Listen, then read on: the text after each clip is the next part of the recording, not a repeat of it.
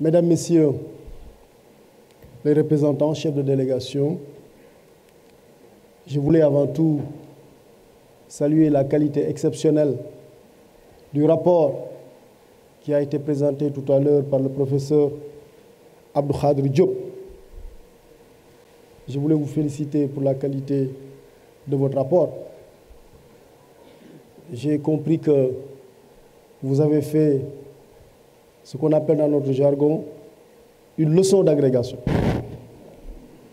2 parties, chaque partie 2 sous-parties, et le tout en 30 minutes. Et pour avoir été président du jury du concours d'agrégation du CAMES, je vous aurais, à ce concours aussi, si j'avais présidé encore le concours, je vous aurais effectivement déclaré major du concours.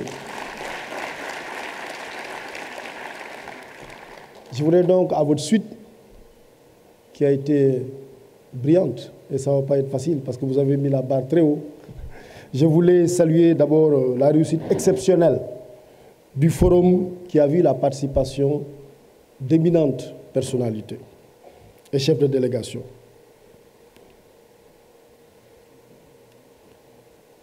Et il me paraît nécessaire, vous l'avez d'ailleurs admirablement fait tout à l'heure, mais de rappeler d'emblée les grandes problématiques qui ont été évoquées par le président Macky Sall sur la réforme de la gouvernance mondiale.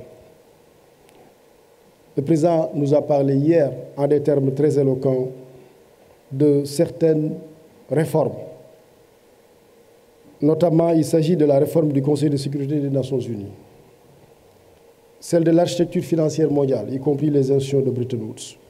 Il nous a parlé de la nécessité de la révision des règles de l'OCDE, vous l'avez rappelé tout à l'heure, sur l'accès au crédit, la durée des délais de grâce. Il nous a parlé aussi de la lutte contre les pratiques fiscales anormales, notamment l'évasion fiscale et les longs congés fiscaux. Et il a, depuis, comme il le fait depuis une dizaine d'années, fait un plaidoyer très fort pour que l'impôt soit dûment payé là où la richesse est créée. Parce que c'est aussi un des problèmes des économies africaines.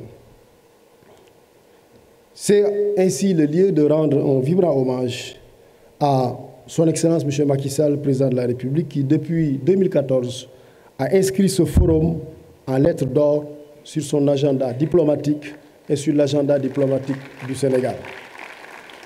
Qu'il me soit permis ici de magnifier sa vision éclairée et son leadership qui ont contribué à faire de ce forum un rendez-vous incontournable de l'agenda diplomatique international. Je pense qu'il n'est pas besoin, parce que les ambassadeurs l'ont fait excellemment, de revenir sur son bilan diplomatique à la tête du Sénégal.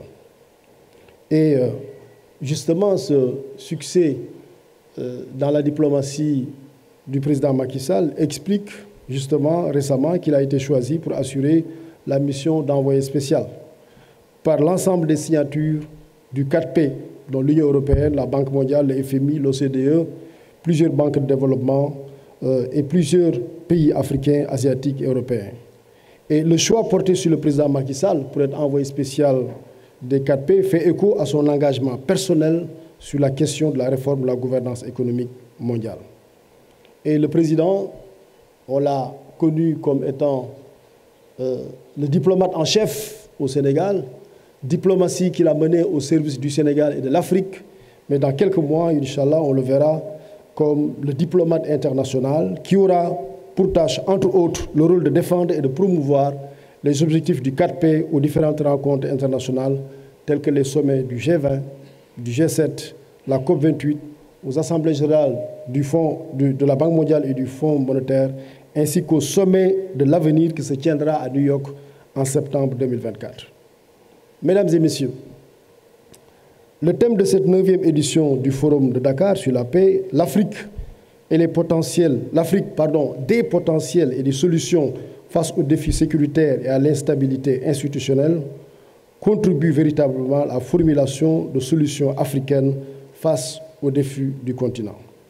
Et si on a pu réussir ce forum, tous les forats d'ailleurs qui se sont tenus depuis 2014, c'est grâce à la participation d'éminentes personnalités que je voudrais remercier. Et je voudrais donc remercier toutes les personnalités, chefs d'État, chefs du gouvernement, chefs de délégation, ambassadeurs, intellectuels, universitaires, membres de la société civile qui ont contribué pendant toutes ces années à animer le forum. Mesdames et messieurs, je voudrais, pour terminer maintenant, évoquer de façon rétrospective la gestation historique du forum. Comment le forum est devenu aujourd'hui un rendez-vous diplomatique important en Afrique et dans le monde. Mais évoquer aussi le forum en tant que label et peut-être terminer en termes de perspective sur son institutionnalisation. D'abord, je voulais juste rappeler les quelques étapes de la gestation historique du forum de Dakar. Celui-ci, avec ce forum, on en est à la 9e édition.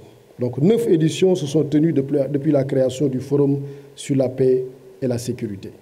Et ce forum est un cadre de réflexion stratégique qui trouve son inspiration dans l'engagement des chefs d'État et de gouvernement africains et français réunis à Paris lors du sommet de l'Élysée en 2013. Mais surtout dans la vision du président Macky Sall, qui a décidé depuis le sommet de Paris de sa tenue en terre sénégalaise. Et il est devenu une plateforme privilégiée pour l'analyse de la situation politique et sécuritaire du continent à travers l'évolution de ses menaces, notamment les menaces sécuritaires. Ainsi, dès la première édition, qui s'est tenue en novembre 2014, le forum s'est évertué à examiner le thème « Paix et sécurité en Afrique, nouveaux enjeux, nouvelles menaces », en présence du Tchad, le chef d'État du Tchad, et de la Mauritanie. Cette réflexion qui a été impulsée lors de ce premier forum a été approfondie au cours de la 2e édition, qui s'est tenue en décembre 2015 et qui s'articulait autour du thème « Défis sécuritaires et partenariats internationaux ». Ensuite, ce fut la 3e édition qui s'est tenue en 2016 et en présence ici des présidents Mohamed Bouhari du Nigeria, Ibrahim Boubacar Keïta, Faure Gnassingbé et Felipe Nyusi du Mozambique. Et le thème portait sur l'Afrique face à ses défis sécuritaires, regard croisé pour des solutions efficientes. En 2017, novembre 2017, le forum s'est tenu sur le thème « Défis sécuritaires actuels en Afrique pour des solutions intégrées ». Et cette édition avait aussi réuni le président Paul Kagame du Rwanda, Ibrahim Boubacar Keïta du Mali notamment. Le forum va continuer son chemin et en novembre 2018, le forum s'est tenu sur le thème « Paix et sécurité en Afrique, enjeux de stabilité et de développement durable », en présence à l'époque du président Adama Barrow. Et il avait permis d'examiner la situation dans plusieurs terres d'opération à l'aune des défis climatiques et des enjeux démographiques. La 6e édition s'est tenue en novembre 2019, en pleine crise du système multilatéral, avec la participation du président mauritanien, qui est un habitué du forum, le président Mohamed Ould Cheikh El Ghazouani, et du Premier ministre français Édouard Philippe. Et ce forum avait pour thème paix et sécurité en Afrique, les défis actuels du multilatéralisme. Faisant suite à cette 6e édition, la pandémie de Covid-2019 qui a éclaté en fin 2019 pour se poursuivre tout au long des années 20 et 21 a imposé une pause, amenant le forum à tenir la 7e édition en décembre 2021. Et lors de cette 7e édition, le thème portait sur les enjeux de stabilité et d'émergence en Afrique dans un monde post-Covid. Et cette occasion a été saisie par les participants pour réaffirmer le leadership inspirant du Sénégal et du président Macky Sall dans le positionnement continu du Forum de Dakar dans l'œuvre d'édification d'une Afrique stable et prospère, car ouverte sur le reste du monde. La genèse et l'évolution du Forum attestent à suffisance de sa place dans le choix de l'agenda diplomatique. Justement, la création de l'École nationale de cybersécurité à vocation régionale en 2018 est justement le fruit de la coopération entre le gouvernement du Sénégal et celui de la France et résulte de propositions recueillies lors du Forum de Dakar. La 8e édition du Forum international se tiendra en octobre 2022 et portée sur le thème « L'Afrique à l'épreuve des chocs exogènes, défis de stabilité et de souveraineté ». Aujourd'hui, nous voilà pour la 9e année pour échanger sur l'Afrique des potentiels et des solutions face aux défis sécuritaires et à l'instabilité institutionnelle. Il va donc sans dire aujourd'hui que le Forum de Dakar est un label, pour ainsi dire. Il se tient toujours dans le dernier trimestre de l'année, depuis une dizaine d'années, et il est surtout un cadre inclusif où se rencontrent des décideurs, des chefs d'État, des chefs de gouvernement, des leaders d'organisations de la société civile, mais aussi des membres du secteur privé. Donc c'est un cadre d'échange inclusif. C'est une plateforme de fabrique de solutions africaines aux problématiques sécuritaires africaines.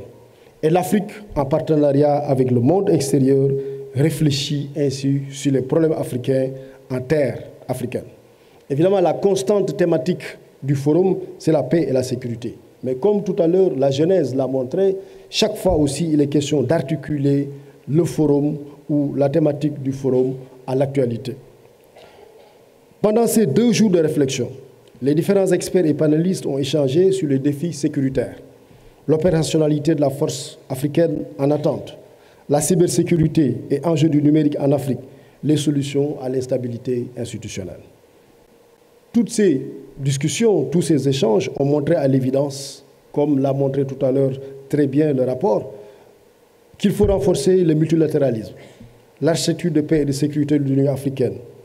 Il faut investir dans le capital humain pour la sécurité et le développement. Il faut surveiller les politiques migratoires du continent, le financement et le renforcement des capacités opérationnelles de la force africaine en attente. Il faut évidemment renforcer les mécanismes pour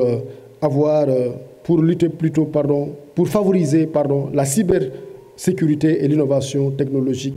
Il faut aussi, tout à l'heure le professeur en parlait, veiller au renforcement des institutions démocratiques pour une stabilité durable face notamment à l'instabilité institutionnelle chronique avec la survenance itérative des coups d'État. Le Forum de Dakar, donc aujourd'hui, il faut le constater, est devenu, à l'instar d'autres grands forats internationaux, le Forum de Paris, le Forum de Davos ou d'autres forums, aujourd'hui c'est devenu une marque, un label qu'il faut institutionnaliser à notre avis. C'est pour ça que nous allons terminer par les perspectives d'institutionnalisation du Forum. Le Forum de Dakar est aujourd'hui, avec la régularité de sa tenue et sa réputation internationale, une institution de fait. On s'y donne rendez-vous chaque année, dans le dernier trimestre du mois de l'année, pour parler de paix et de sécurité, selon des thématiques articulées à l'actualité. C'est une institution de fait. Mais aujourd'hui, ne faut-il pas envisager la formalisation de cette institution pour en sauvegarder la viabilité, l'autonomie, notamment l'autonomie institutionnelle et l'autonomie financière. D'abord, la viabilité.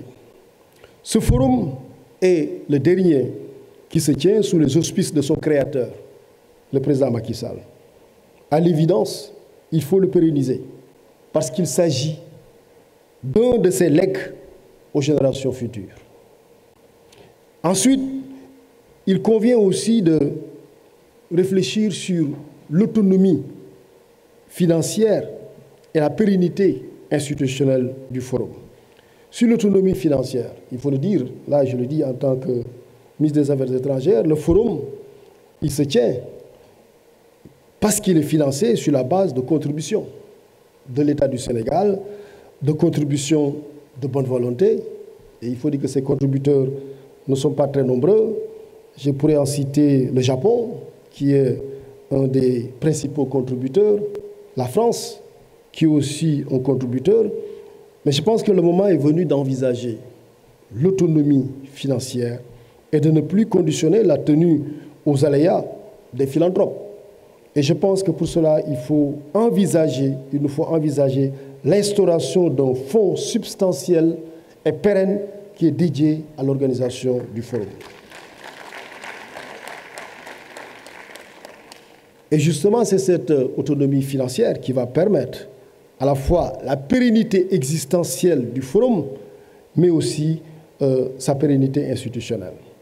Donc la question aujourd'hui est de savoir, 10 ans après, quel format devrait revêtir le forum pour la paix et la sécurité en Afrique, le forum de Dakar? Est-ce que le forum devrait garder le statu quo, c'est-à-dire être un rendez-vous annuel d'échange et de concertation sur les questions sécuritaires en Afrique? Ou alors, la forme institutionnelle peut-elle évoluer et devenir un think tank permanent sur les questions de sécurité? Ou alors, un institut de réflexion sur les questions de sécurité et de développement en Afrique? Ou encore, peut-être une fondation? Voilà, en tout cas, c'est des questionnements auxquels j'invite tous ceux qui sont intéressés, prennent part au forum et supportent le forum. En vous donnant rendez-vous l'année prochaine, je souhaite à vous tous un bon retour dans vos pays respectifs. Je déclare close la 9e édition du Forum de Dakar sur la paix et la sécurité en Afrique. Je vous remercie de votre attention.